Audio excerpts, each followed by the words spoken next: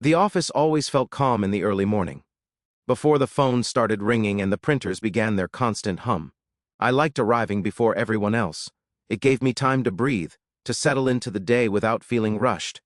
The building smelled faintly of coffee and cleaning spray, and the windows let in a soft, gray light that made everything feel slower and quieter than it would later. I set my bag down at my desk and turned on my computer. The screen glowed gently, and for a moment, that was the loudest thing in the room. I wrapped my hands around a paper cup of coffee and stared out the window. From the 5th floor, the city looked calm, almost peaceful, as if it hadn't fully woken up yet. That was when Emily walked in.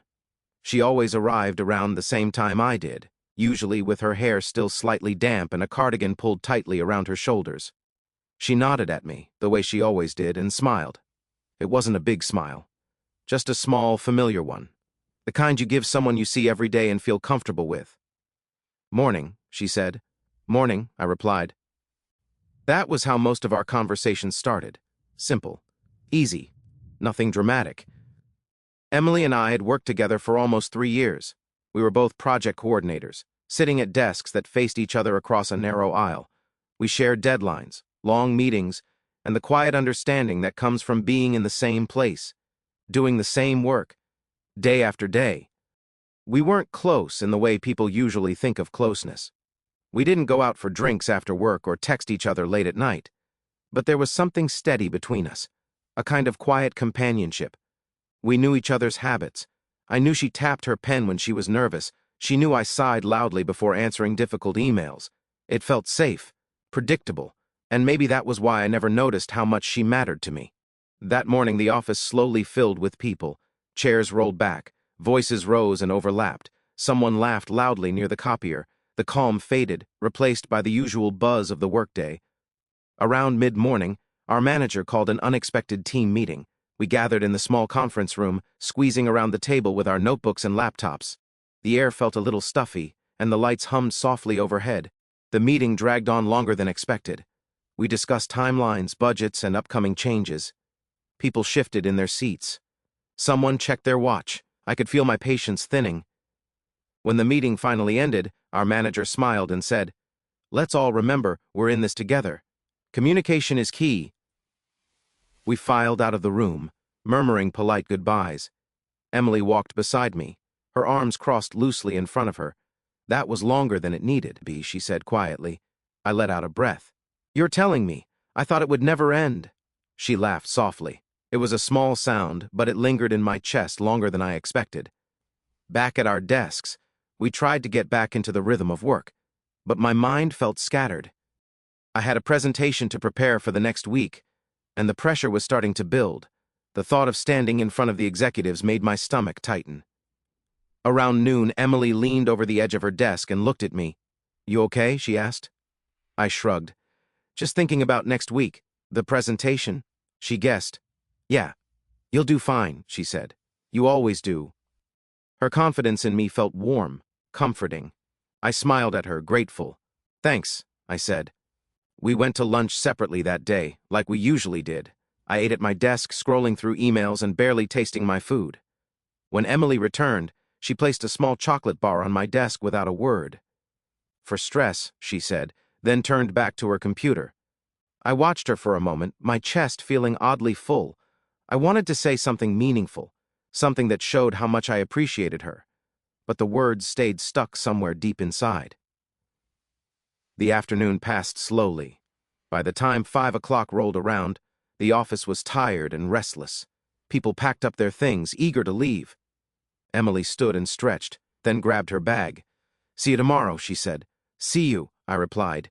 As she turned to walk away, something strange happened. A thought rose up in my mind, unfiltered and sudden. It wasn't planned. It wasn't logical. It was just there. Without thinking, I spoke. "Hey, Emily," I said. She stopped and turned around.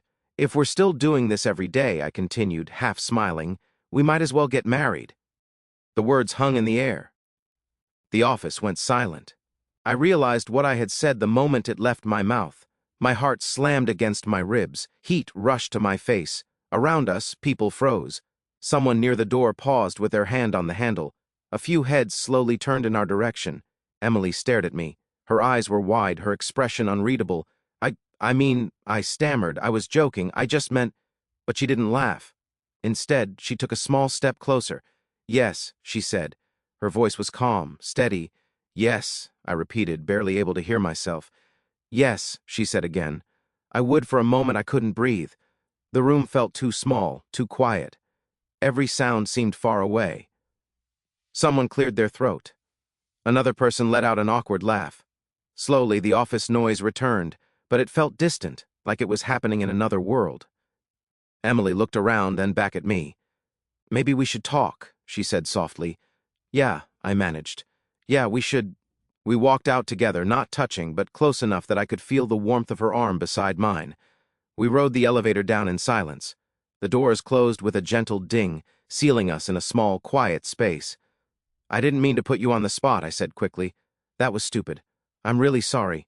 She shook her head. It wasn't stupid. I glanced at her. It wasn't?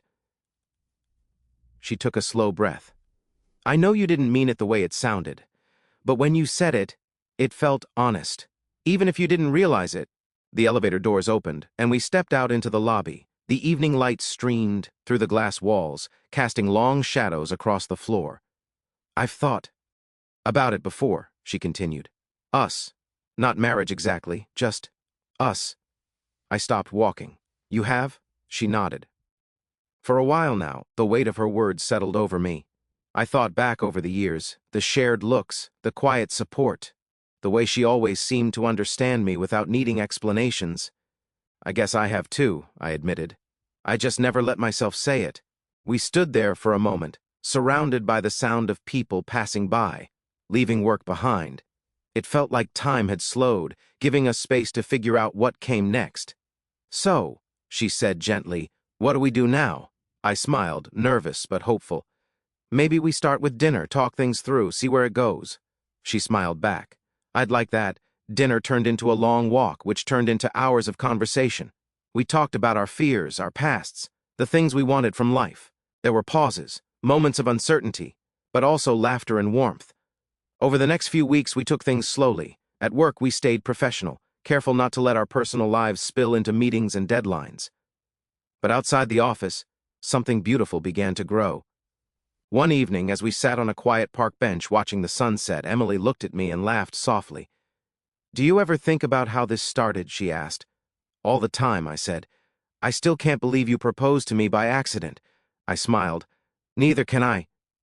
She reached for my hand, her fingers fitting naturally between mine. I'm glad you did, she said. So was I. Months later, when we finally shared the news with our coworkers, the office reacted with smiles and gentle teasing. The silence from that day became a story people loved to retell. But for me, the moment that mattered most wasn't the shock or the surprise. It was the quiet realization that sometimes the truest words come out when you're not trying to be brave. Sometimes, an accident is just honesty finding its way to the surface. And sometimes, the silence that follows isn't the end of something, but the beginning of everything.